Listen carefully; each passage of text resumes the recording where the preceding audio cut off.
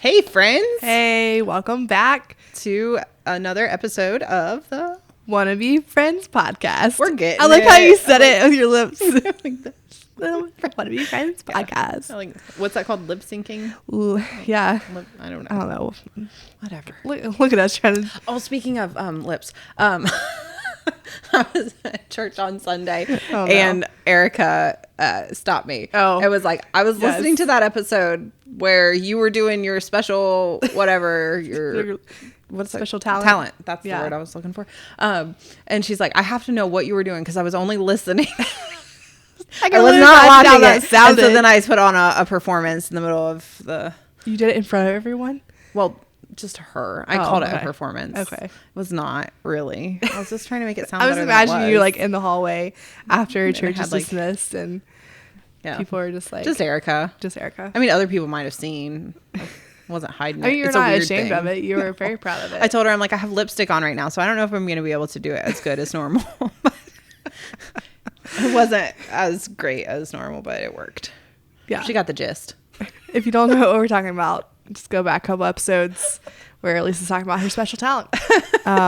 Watch it on YouTube because it's for sure the best thing you'll see all day.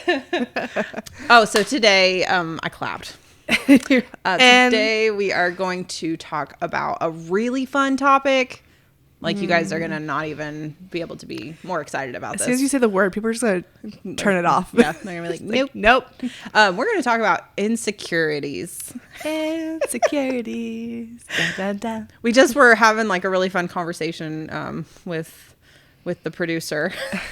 Mr. Producer right the there. Producer. I know. We should have been The man recording. in the chair. We should have been recording. He tried to like sneak hit the button, but we heard it and we're like, red light. We should just had him as a guest. Right. A guest on today's Tell us all your episode. insecurities. What really is kind of came about when we did our day in the life little thing takeover on Instagram a couple weeks ago. A week ago. Okay. A couple weeks ago at the time of airing. Yes. You're At correct. the time of airing. Correct me. Goodness. Sorry.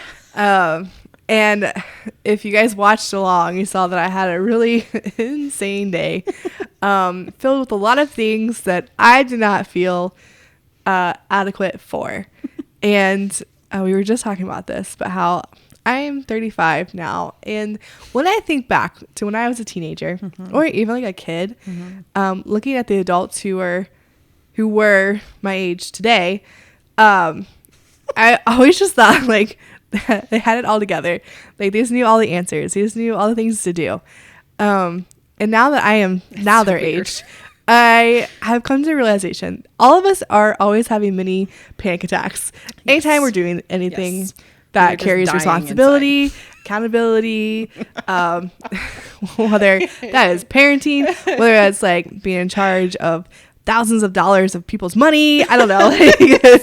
Anytime it comes to doing something big that carries a lot of weight, I immediately start to panic and freak out. And then I'm like, I am not adequate enough to do this. Yep. And our day was just filled. I had a meeting with a bunch of adults. Adults? Like you aren't one of them. I'm not. Okay. They're all a little slightly older than me. But we're talking about this huge youth camp that we put on every year. And I play kind of a small but yet significant part of putting on this youth camp. And the whole time I'm sitting there thinking, I am not worthy. I do not belong here. These are incredible men and women of God. And I just should not be here. I don't know. And then we went from after that meeting to another meeting with someone because my husband and I are doing Kids Gone, which is like the new version of VBS for our church. And the whole time I'm talking to her, I'm thinking, this lady that's going to help us decorate, I'm thinking in my head, I don't know what I'm doing. Like, I just need you to make it look cool for us because I don't know what we're doing. And she's just like kind of looking at me with this blank stare on her face because I am not able to verbalize a vision for her because I'm just like, I don't know, make it fun. And she's like, okay, like what colors do you want? I'm like, I don't know, fun colors. If it says fun, we want it. We want it. I'm like, smiley faces? We love smiley faces. Can you do those?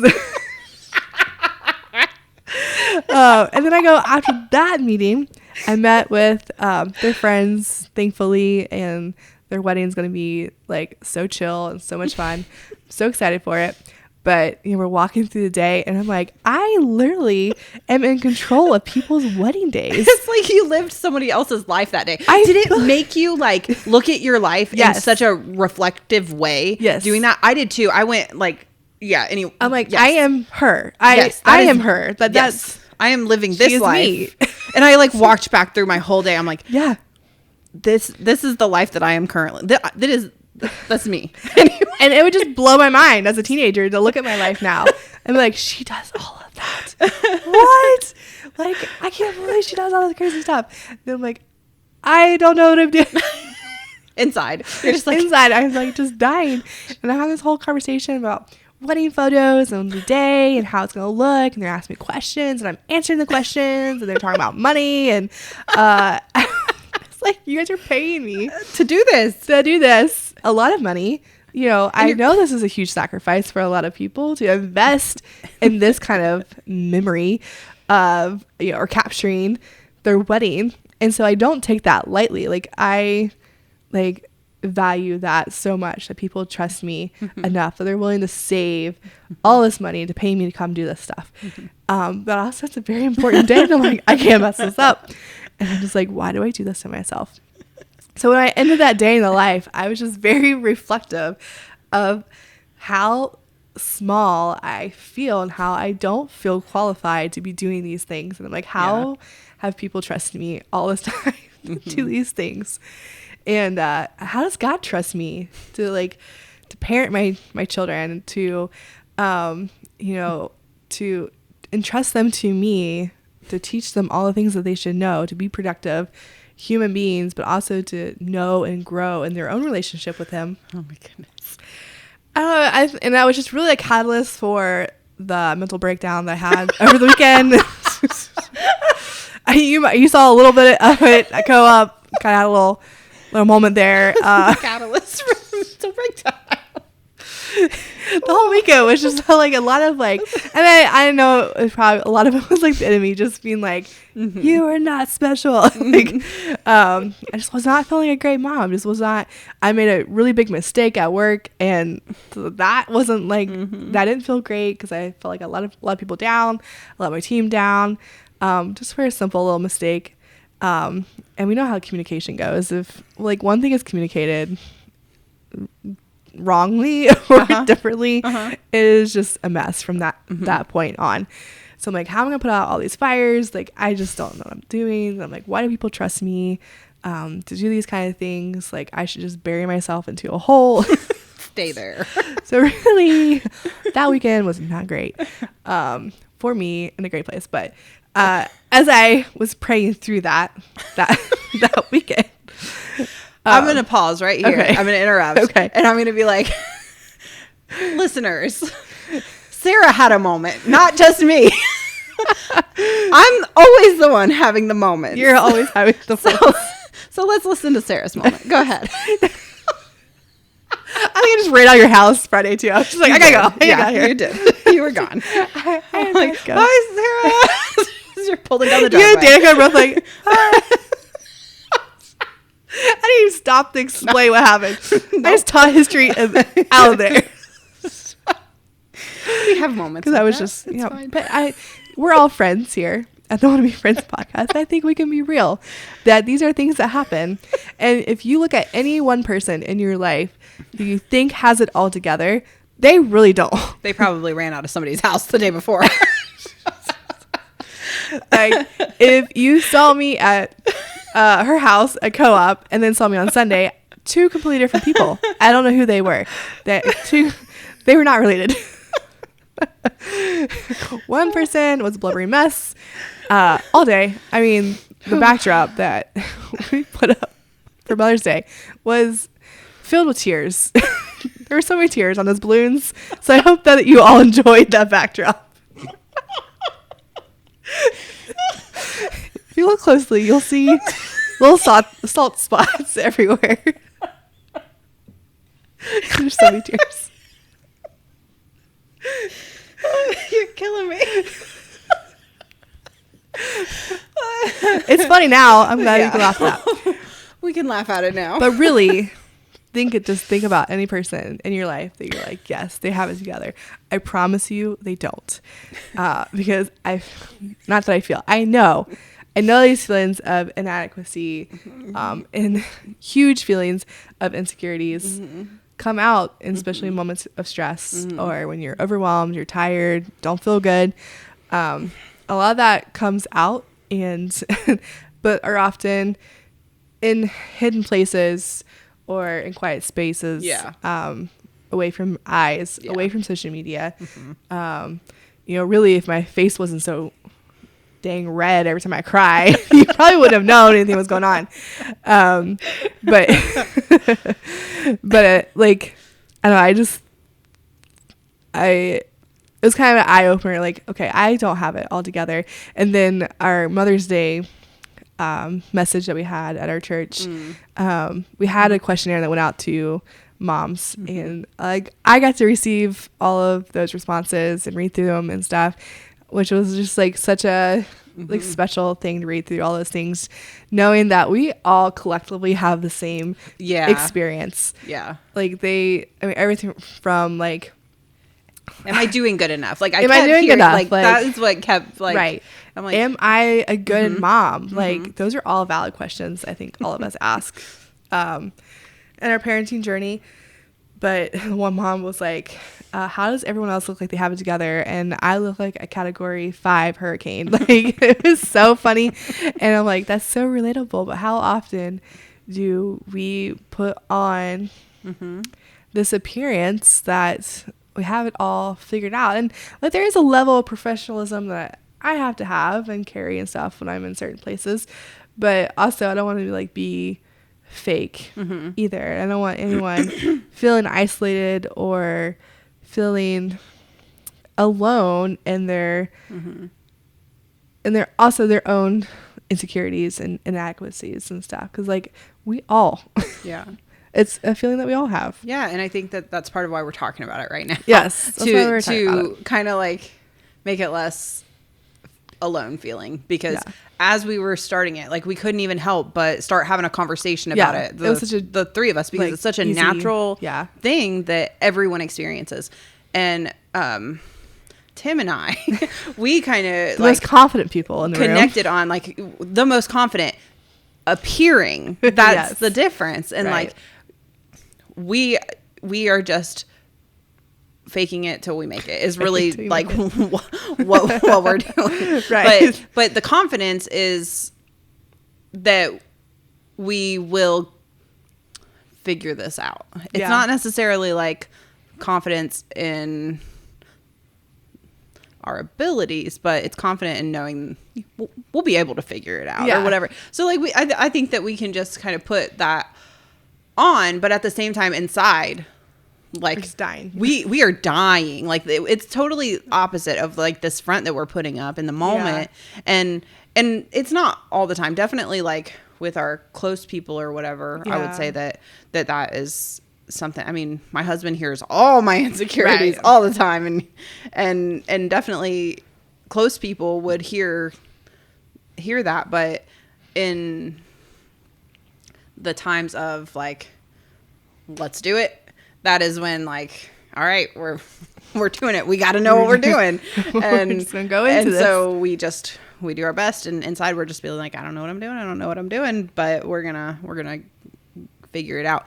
And it's not just in like the things that we do, but it's like the things that we kind of like, just I don't know, just our life in general, like all of the insecurities that go in that, like in motherhood. Am I doing good? Yeah. Just that very basic question. Am I doing good? Am I messing my kids up? Am I messing them up? Like, am I hurting them? Am I like, are they going to need years and years of therapy to like detangle this web of trauma from their mother? It's like, are my kids going to need therapy? Like, right. And it's in all the things. Like I just wholeheartedly believe that humans are just, all humans are pretty insecure when it comes down to it. Even the most confident people are insecure, and they're just not showing it right. to others. Some people walk around and you can just tell that they're really insecure. Other people, like, I don't know how many people have come up to me and said something about how confident I am. And I'm like, you're not in here. Right. You are not in here. And it's just, there's insecurities for everybody because it's just hard to be a person. It is hard. and I our culture has made it hard to, I feel like, harder to really have confidence in anything, because not only do you have access to the lives of all the people around us, but you have access to information in people's lives and the way they do things from all around the world. Yeah. And there's always going to be someone who is doing something better than you. Yeah. And like the inadequacy with that is unreal. Like these younger children who are seeing, like, I think that game of comparison is so hard. I mean, we've talked about that before on an episode. Yeah. And I think that some kids who are living through that now, it just makes me so sad. Like, I remember being so, like, I still, even today, I'm so thankful that social media did not exist when I was a kid. So thankful that it's not something that I grew up on. I was 18 before I had a social media account. Yeah. And especially the way that it has evolved to be like the video format. Yeah. Like, you see so much of everyone's life that way. It's not just pictures or whatever. Like, it's video, and like they twirl around their house and you see like a perfect house and you're like, why do I not have a perfect house? Or they're constantly showing you their outfit of the day and they look flawless, and it's a different piece of article of clothing every brand single new day. And let me link it to you. And I'm like, how do you do that? Don't even look at my shoes right now, because It's so bad. Or like all the things that we see where someone else appears to be doing it better. Right. It's such a hard message to kind of like deal with. And that's why I think feeling inadequate is so common. I can feel on top of the world. I can go out to my garden. I'm like, this is awesome. I love this. I'm doing so good. This is great. And then I go on Instagram and I see somebody else's garden and I'm like perfectly manicured garden. Okay. I thought I was doing good. Or like looking at my house. We bought our house and I absolutely love my house so much. But when we moved in there, we just didn't realize what it would take to keep up with a property that's a little bit bigger like that. Right. And the equipment that you need to take care of it right. So now my driveway is so overgrown because we've not been able to like dig up the gravel. I don't even know. Gravel. Whatever. What's the gravel? I know it's gravel, but like what? It's a process that they like, dig it up and then you get more. But we've lived there for 6 years and we've not had the money or ability to get that equipment in there to do that. And I look at my barn every day when I drive past it and I see new pieces that are starting to fall off. And I'm like, well, that's not great. And it looks, sometimes I just look at it and I feel like it looks like it's falling down around us. When I pull in every time, I'm just like, this reminds me of home, because I grew up in a space just like that, where it's just wide open fields.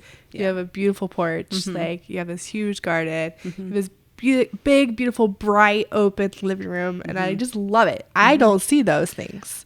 I don't see the driveway. I don't see the barn. I don't see the things that or like the hours of mowing that you guys put in to your 20 acres that you have. 20. It's 5. It's 5, Sarah. Okay, 5, 20. It all takes a lot to mow. Okay. But yeah, it's so easy to get wrapped up in that. Like, where, I mean, we were just talking the other day. I'm like, I absolutely love everything about where we live, but I feel like we are not taking care of it in the way that we need to. I'm comparing it to other people around us and how beautiful and immaculate their places are. And I'm like, well, why is their farmhouse so stinking pretty? Why is their fence painted? They don't have pieces missing from it. And like, and all of this stuff. And I'm like, oh yeah, well, we had to spend how much money on a mower because when we came out here, we didn't realize that like a push mower is not gonna cut it. We didn't even think about a mower, or we need a tractor. And we had to buy multiple weed eaters. We had to buy another one yesterday because it's thing after thing just to keep up with it. Yeah. And so like I look around it and it's so easy for me to look at it and feel so discouraged and inadequate compared to other people who have nice places and stuff and feel like we're not doing enough to take care of it or whatever, but it costs so much to do it and we don't have that. And so then I'm like, well, we don't have the money like those people. It's just, it's so much of that feeling like the inadequate and insecurities and all of that. It's not, it can like really take over our whole life because we have something to feel inadequate or insecure about at every turn. Yeah. At every part of our, I mean, we can compare our marriages. We can compare, our homes or our jobs. Like, I'm a photographer. Do you know how many photographers there are in just our little tiny rural town? Yes. There are so many of them. And not that I compete with any of the photographers. I love all the photographers that I've gotten to know in this area. They're all amazing and just sweet humans.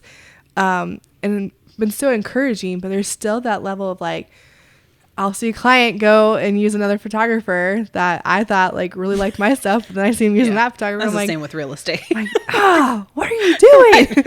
I'm like, I thought we had something here.